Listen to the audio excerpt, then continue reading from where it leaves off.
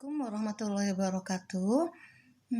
Kali ini di pembelajaran kita akan belajar membuat aplikasi remote server menggunakan Linux Debian 8. Remote server itu adalah aplikasi untuk mengendalikan server dari jarak jauh. Ya, tolong semuanya perhatikan. Bila perlu diulang-ulang videonya sampai kalian paham. Nanti setelah ini ada evaluasi dari Ibu. Oke, selamat kita belajar sama-sama ya. Pertama ada tayangan slide, kemudian nanti ada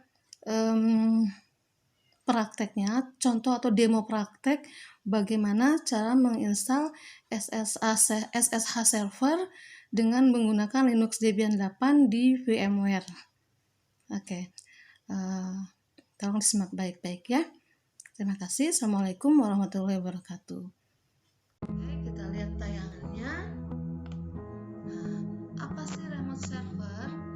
Remote server itu adalah server yang digunakan untuk mengendalikan server dari jarak jauh, ya, atau aplikasi yang mengendalikan server dari jarak jauh, ya, sehingga dapat mempermudah Anda dalam manajemen server, ya, tanpa harus fisik kita menyentuh servernya. Contohnya, analoginya, ketika Anda berada di luar kantor, tiba-tiba server mengalami trouble, Anda tidak perlu kembali ke kantor, cukup dengan melakukan remote atau mengendalikan server dari posisi Anda sekarang, ya.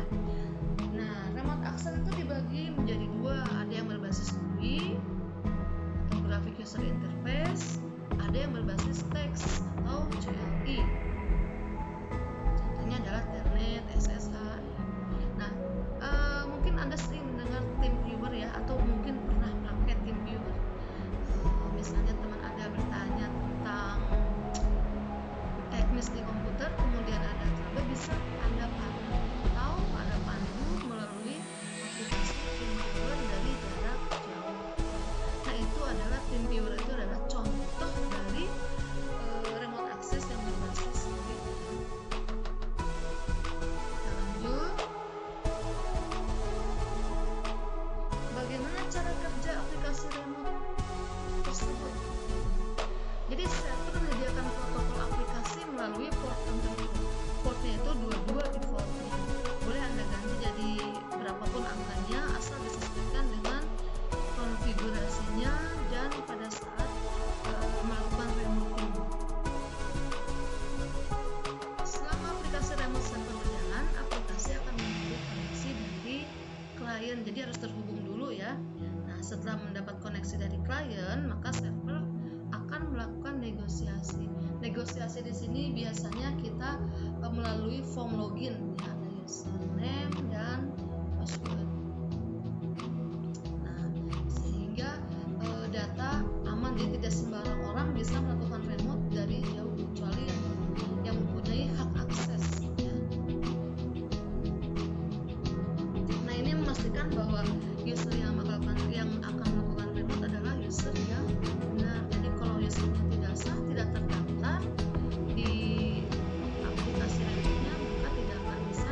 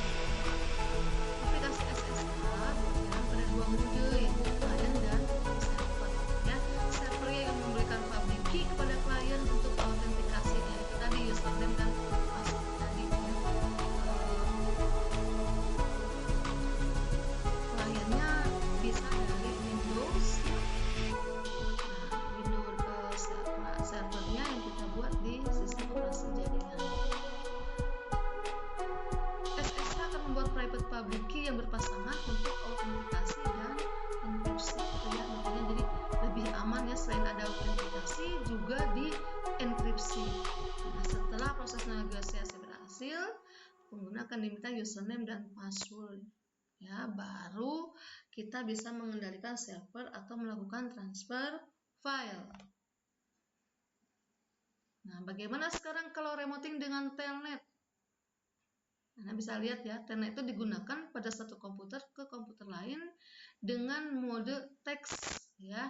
Tidak ada kemampuan grafis di lingkungan telnet. Ini biasanya dilakukan dari sistem operasi jaringannya. Sama seperti SSH, telnet juga terdiri dari dua komponen, ada telnet server dan telnet client. Nah, telnet server melayani sesi remote untuk telnet client ya. Jadi biasa server kan melayani client ya. Telnet server diinformasikan di Windows sebagai layanan yang dikonfigurasi untuk selalu aktif. Jadi ketika Windows servernya aktif, maka si telnet server pun otomatis ikut aktif ya. Nah, aplikasi telnet sudah disertakan dalam sistem operasi kecuali Windows 10 ya. Misalnya jika kita akan menjalankan atau akan mengakses FTP atau File Transfer Protocol, kita cukup menulis telnet.ftp.domainnya, contohnya ya. Contohnya, nah seperti ini.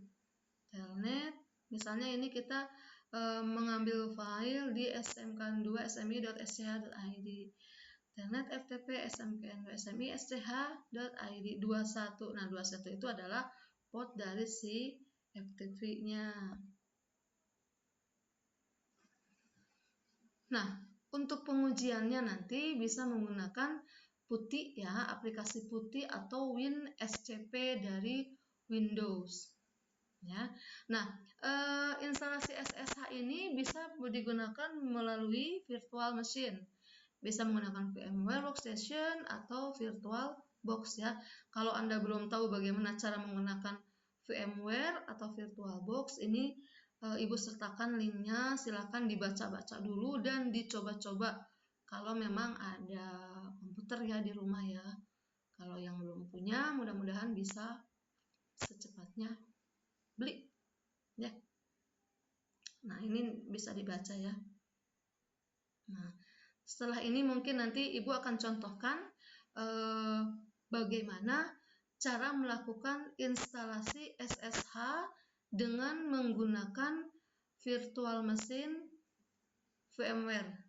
Setelah ini kita lihat sama-sama ya. Nah, sekarang kita akan melakukan instalasi SSH server. Pertama, kita aktifkan Debian-nya, sistem operasinya, kemudian power on.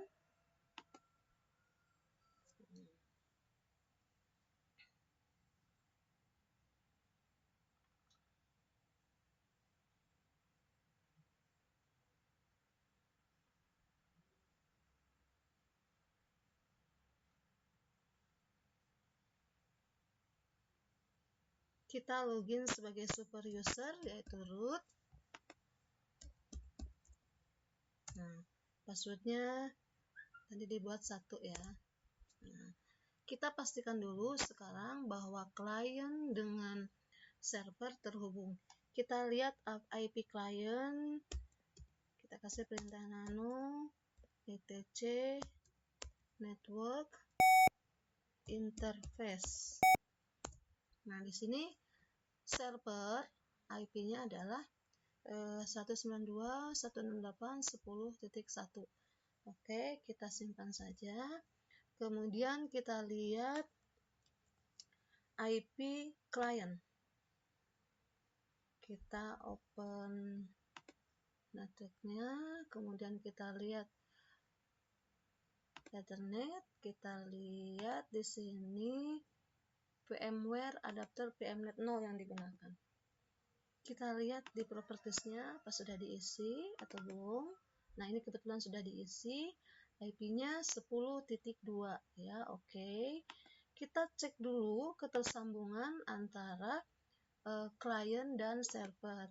Kita cek dari server, kita ping maaf belum diklik ya, jangan lupa klik. Nah, ping 192.168.10.10.2 ini ngeping ke IP client. Oke. Replay ya, berarti tersambung, kita break. Sekarang kita lihat ke client. Di sini kebutuhan yang terbuka. Kita ping ke server 192.168.10.1. Oke, di sini juga sudah replay. Ya, berarti sudah tersambung antara server dan klien. Oke, lanjut ke instalasi SSH. Untuk menginstalasi SSH, perintahnya adalah apt-get install. Nah, nama aplikasinya di Debian 8 adalah OpenSSH Server. Ya. Kebetulan sini sudah tersedia CD2-nya, jadi dia tidak minta CD. Kalau nanti diminta perpindahan CD, tinggal dilakukan saja ya. Oke, sesudah diinstal, kita konfigurasi nano /etc ssh/sshd config. Nah, Ibu pakai tab ya, biar nggak salah nulis. Nah, enter. Kita lihat di bagian sini yang diganti. Nah, yang ini kita tinggal ganti permit root loginnya, kita ganti saja ini dengan yes. Ya, perhatikan protokolnya di sini. Nah, portnya port 22. Ya, ini bisa diganti ya. Kalau Anda mau ini bisa diganti. Kita gunakan default saja port 22. Oke, Ctrl X untuk keluar, kemudian simpan yes. Oke. Nah, kemudian jangan lupa melakukan restart. Bisa dengan perintah etc init d ssh restart.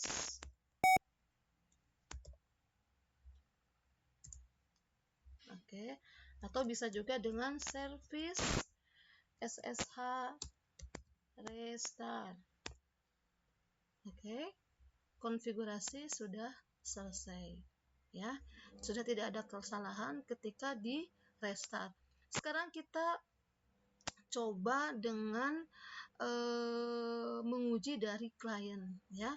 Untuk menguji dari klien, kita bisa gunakan aplikasi PuTTY ya. Nih, kita hapus dulu. PuTTY bisa asal sudah terinstall ya. Bisa PuTTY atau juga boleh WinSCP. Nah, ini PuTTY, kita aktifkan, kita jawab run. Nah, ini kita tulis IP server 192.168.10.1 ya. Portnya tadi kan 22 ya. Oke, klik open. Nah, kita jawab dengan yes di sini. Nah, lihat.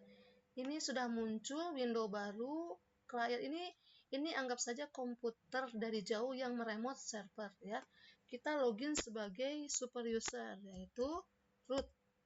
Passwordnya tadi 1 ya. Nah, lihat di sini sudah muncul root at Debian. Ini berarti komputer yang ini ya, komputer yang sini sudah bisa dianggap sebagai komputer server. Contohnya kita kasih perintah ya. Kita meremote server dari sini. Kita misalnya kasih perintah if config. Ya. Nah, lihat di sini kita melihat IP dari server bisa ya atau menggunakan PuTTY. Ya. Paham ya? Jadi sekali lagi yang diinstal adalah OpenSSH server, yang dikonfigurasi sshd config, kemudian jangan lupa restart. Nah, setelah selesai, gunakan aplikasi PuTTY kalau ingin menguji dari klien ya. Nah, silahkan nanti dicoba ya. Silahkan Anda coba pada saat sudah bisa melakukan praktek. Untuk kali ini mungkin Anda hanya bisa menonton saja dulu ya. Oke. Kalau nanti ada yang kurang paham, bisa ditanyakan ke Ibu. Oke ya. Nah, setelah kalian menyimak tadi tayangan PowerPoint dan demo praktek tentang SSH server, mungkin sekarang pemahaman kalian agak berubah ya. Ada sedikit pencerahan tentang apa itu SSH server. Semoga nanti setelah saatnya praktek nanti, setelah kita masuk tatap muka secara offline, kalian sudah bisa mempraktekkan. Atau barangkali yang punya laptop di rumah atau PC desktop, bisa kalian coba dengan menggunakan VMware ya. Yang Ibu gunakan tadi Debian 8. Kalau kalian menggunakan Debian 9, nanti tinggal cari aja referensi, beda sedikit lah ya. Nah, kalau ada pertanyaan, silakan hubungi Ibu, bisa lewat video call atau voice call atau mungkin chat message ya. Oke. Demikian tentang SSH server. Kita lanjut di pertemuan berikutnya mungkin dengan membuat DHCP server ya. Selamat belajar, ulangi kembali, semoga kalian tetap sehat di rumah. Assalamualaikum warahmatullahi wabarakatuh.